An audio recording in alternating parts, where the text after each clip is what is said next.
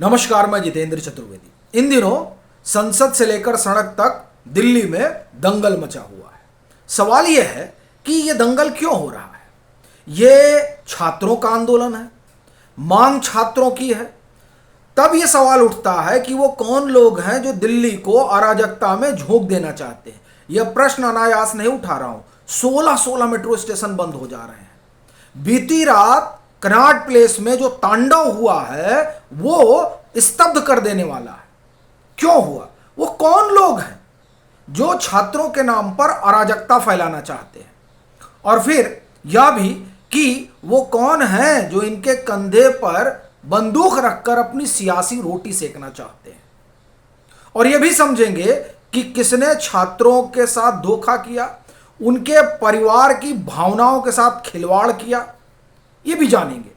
और इस पर भी बात करेंगे कि नरेंद्र मोदी सरकार को आखिर में क्या करना चाहिए और कहां उनसे चूक हुई है।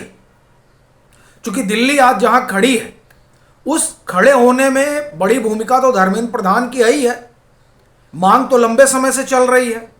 उस मांग को लेकर जो रवैया रहा, उस रवैये में क्या किया जाना चाहिए सरकार की तरफ से, उस पर भी बात करेंगे। लेकिन पहले इस पर आते हैं कि साहब वो कौन लोग हैं जो छात्रों के साथ धोखा कर रहे हैं, वो छात्रों की ढाल नहीं बने। अभी तो राजनीतिक रोटियां सेकी जा रही हैं। संसद में अखिलेश यादव नाराज हो गए कि भाई आपने कांग्रेस को बोलने दिया, उधर बीजेपी बोल रही है, हमको क्यों नहीं बोलने दिया। उन्होंने ठीक बात कहा कि यह मसला किसी राजनीतिक दल का नहीं है, यह मसला छात्रों का है। अखिलेश यादव की यह बात 100% सही है। यह विषय छात्रों का है, छात्रों के भविष्य का है। तब सवाल यह उठता है कि जब 20 जुलाई को मार्च हो रहा था संसद तक छात्रों का, और उन पर लाठियां गिर रही थी, तो ढाल वाली ये पीठ कहां थी? ढाल वाली पीठ कहां थी? वहां अखिलेश की पीठ होनी चाहिए थी, वहां राहुल गांधी की पीठ होनी चाहिए थी, वहां उन 100 सांसदों की पीठ होनी चाहिए थी जो पीएम हाउस पर धरने के लिए पहुंचे थे। वहां उन 37 सांसदों की पीठ होनी चाहिए थी। लेकिन यह पीठ कहां थी? ठीक है, देखिए वहां डिंपल यादव थी, इकरा हसन थी, यह बात ठीक है। अपना सवाल अखिलेश यादव से है, इनकी पीठ कहां थी? ये कहां थे? अरविंद केजरीवाल कहां थे? इनका तो पूरा हुजूम ही जो है गया था, पूरा आंदोलन ही इन्हीं का खड़ा किया हुआ है। वो जो दीपके है इन्हीं का आदमी है, पहले इन्हीं की पार्टी में काम करता था। विजेता दहिया वो इनके ध्रुव राठी का है, ध्रुव राठी का रिसर्च करता है, और ध्रुव राठी किसके लिए अभियान चलाती है, बात किसी से छिपी नहीं है। तो ये तो आंदोलन ही उन्हीं का है। तो एक बारगी आप ये कह सकते हैं कि राहुल गांधी इसलिए नहीं आए चूंकि ये अरविंद केजरीवाल का आंदोलन है। तो अरविंद केजरीवाल कहां थे?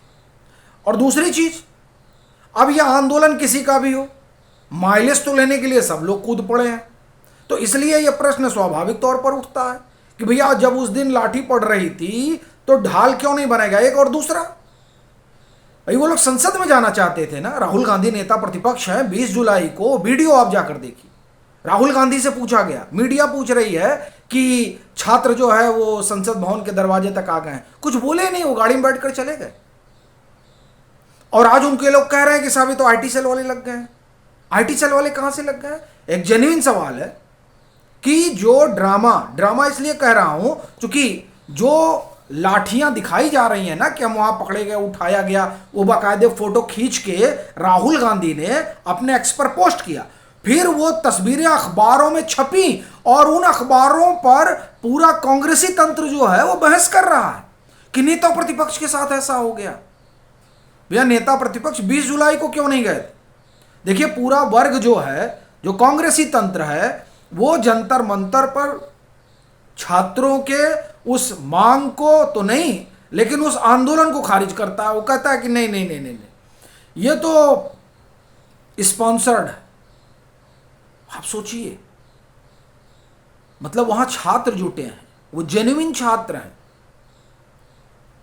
वो जेन्युइन छात्र हैं, वो मांग कर रहे हैं। उसमें कुछ हैं, ये भी बात सही है, कुछ हैं अराजक, तो उनकी शिनाख्त हो रही है। लेकिन अपना सवाल यह है कि छात्रों के कॉज के लिए इकट्ठा हुए हैं।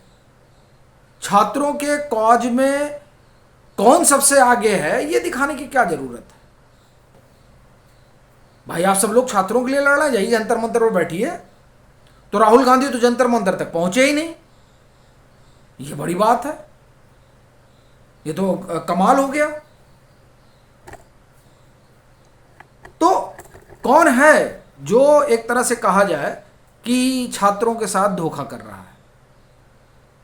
वो जो उनके साथ खड़ा है, या वो जो इस आंदोलन के बहाने अपनी राजनीति चमका रहा है? छात्र पीटे गए, कोई दिखा नहीं, कोई नहीं दिखा, कहां थे सब लोग?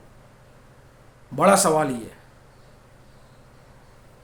दूसरी चीज कि वो कौन लोग हैं जो अराजकता में इसको झोंक देना चाहते हैं। देखिए, क्या ये प्रयोग नहीं है? और ये सवाल मैं इसलिए उठा रहा हूं कि पहले तो आप छात्रों के साथ धोखा देते हैं, उसके बाद में आप खुद ही पीएम हाउस पहुंच जाते हैं, फिर खबर आती है कि उधर से किसान चले आ रहे हैं, जो डील हुआ ही नहीं उसके खिलाफ आंदोलन कैसा हो रहा है? भाई ट्रेड डील तो अभी तक सिर्फ उस पर बात हुई है, सिग्नेचर वाला तो मसला अभी तक आया नहीं कि चलिए साइन हो गया हो और वो डील बाहर आ गई हो। अभी तो ऐसा कुछ हुआ नहीं है, अपनी जानकारी में नहीं है, आपकी जानकारी में हो तो वेरीफाई करिएगा। तो डील होने से पहले ही आंदोलन चल गया, यानी ये पूरा पुख्ता प्रयोग चल रहा है कि पहले छात्र को उतारो, फिर किसान को उतारो, फिर इस बात पे मार कर लो कि हमारा है कि तुम्हारा है। अभी तो यही झगड़ा चल रहा है ना। कैसे अखिलेश यादव ने कहा जब उनको बोलने नहीं दिया गया, मौका नहीं मिला उनको सदन में, तो उन्होंने कहा कि क्या आप दोनों लोगों ने डील कर लिया है, यानी कांग्रेस और बीजेपी की तरफ इशारा करते हुए। हालांकि बाद में उन्होंने कहा कि हम कांग्रेस बीजेपी का नहीं कह रहे थे, हम बिरला साहब की बात कर रहे थे। और आप देखिए किस तरह से सिर फुटौल है। अब संजय सिंह ने बयान दिया ही कि भाई हमारे आंदोलन को कमजोर करने के लिए बीजेपी ने कांग्रेस को बुला लिया। प्रश्न यह है कि ये चल क्या रहा है? ये छात्रों के भविष्य का मसला है, छात्रों से जुड़ा हुआ मुद्दा है, उस पर खिलवाड़ किया जा रहा है, उस पर राजनीति की जा रही है, उस पर कोई कॉन्क्रीट जो है वो आप एक तरह से कहें कि निष्कर्ष नहीं निकाला जा रहा है। चलिए सरकार बहादुर नहीं मान रही है, वो नहीं सुन रहे हैं, राहुल गांधी अनशन पर बैठ गया, अरविंद केजरीवाल अनशन पर बैठ गया। अरविंद केजरीवाल का तो अनशन का अपना पुराना रिकॉर्ड है, वो तो अन्ना आंदोलन भी अनशन पर बैठे थे। बैठ जाए अनशन पर, सरकार को मजबूर कर दे उनकी बात सुनने के लिए। अखिलेश यादव बैठ जाए अनशन पर, बड़ा बल मिलेगा आंदोलन को।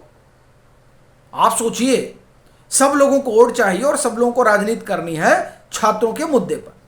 पेपर लीक कितने दिन से हो रहा है, कौन सड़क पे उतरा आंदोलन करने के लिए? भाई कांग्रेस नाराज है कि हम तैयारी कर रहे थे, हमारी तैयारी को फुस कर दिया गया। अब तैयारी तो आप 10 साल से कर रहे हो, एक आंदोलन न खड़ा कर पाए। मतलब अगर आप आंदोलन ही करना चाह रहे हैं तो एक आंदोलन नहीं खड़ा कर पाए, और कह रहे हैं कि आपकी तैयारी को फुस कर दिया। मतलब छात्रों को ही आप दोष दे रहे हैं कि छात्र क्यों इकट्ठा हो गए।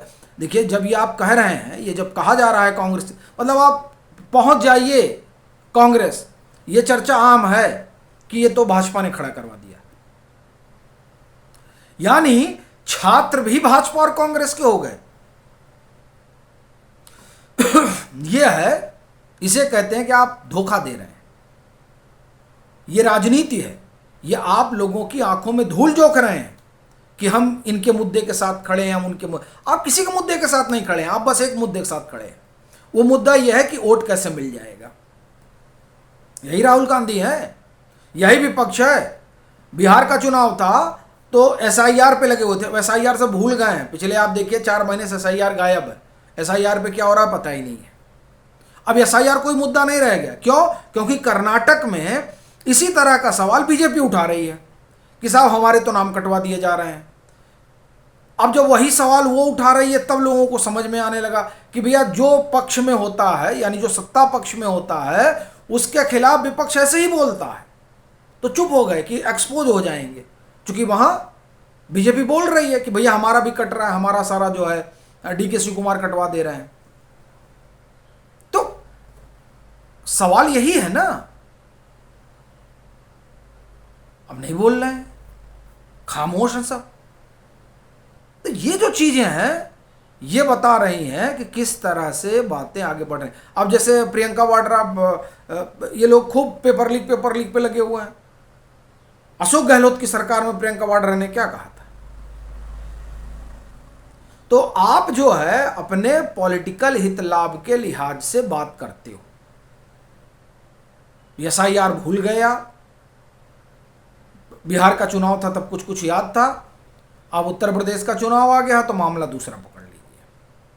तो कुल मिलाकर ये जो पूरा खेल खेला जा रहा है, ये खेल दरअसल सिर्फ राजनीति का है, वोट का है। और बाहर से इसलिए कह रहा हूं क्योंकि देखिए बहुत सारी चीजें अब निकल कर सामने आ रही हैं जिससे लग रहा है कि एक प्रयोग करने की तैयारी थी। लेकिन हिंदुस्तान है, बड़ा मुल्क है, यहाँ इस तरह की चीजें हो नहीं पाती हैं, हो भी नहीं पाएंगी। क्योंकि यहाँ का युवा जो है वो बांग्लादेश का युवा नहीं है, वो नेपाल का युवा नहीं है, वो हिंदुस्तान का युवा है। वो जानता है कि उसकी ज़रूरत क्या है, वो जानता है कि उसके मुद्दे क्या है। बस बरगला दिया जाता है, जिसकी कोशिश हुई 20 जुलाई को, अभी भी कोशिश चल रही है। लोग अपनी राजनीतिक रोटियां सेकने में लगे हुए हैं। ये छात्रों को ध्यान देना होगा कि इन राजनीतिज्ञों के फेरे में फंसने से बेहतर है कि वो अपनी बात को बड़े करीने से रखें और एक ऐसे चेहरे को चुनें जिसका बड़ा नैतिक, आप एक तरह से कहें कि प्रभाव हो समाज में भी और सरकार में भी, या हम कहें कि हिंदुस्तान के पॉलिटिक्स में भी। ऐसे नैतिक चेहरे पर जाना चाहिए। नहीं तो ये लोग तो सिर्फ राजनीति कर रहे हैं, ये अराजकता को बुलावा देते हैं, फिर उस अराजकता को सरकार कुचल देती है और फिर आंदोलन आप एक तरह से खत्म हो जाता है। और उसके बाद में जो राजनीतिक दल है वो निकल को हो करते हैं कि साहब हमने तो बड़ा काम किया, हमने बड़ा काम किया, हम तो इनके लिए लड़ रहे थे, और उसका हासिल कुछ नहीं होता है। इसलिए आंदोलन का मतलब होता है कि आप किसी रिलायबल फेस के पास जाएं। आप मोदी जी को अपना बना लीजिए कि हम आपकी अगुवाई में आंदोलन करेंगे, सरकार भी सकते में आ जाएगी, इस्तीफा देना ही पड़ेगा धर्मेंद्र प्रधान को। तो कहना अपना यह है, ये आप इसे अन्यथा मत लीजिएगा, ये बहुत गंभीर बात है। इसलिए विचार इस पर होना चाहिए। और देखिए ये लोग तो, मेरा सीधा मानना है कि वोट की पॉलिटिक्स कर रहे हैं और जिसमें बच्चे पिस रहे हैं। बाकी आप लोगों की क्या राय है, जरूर साझा करिए।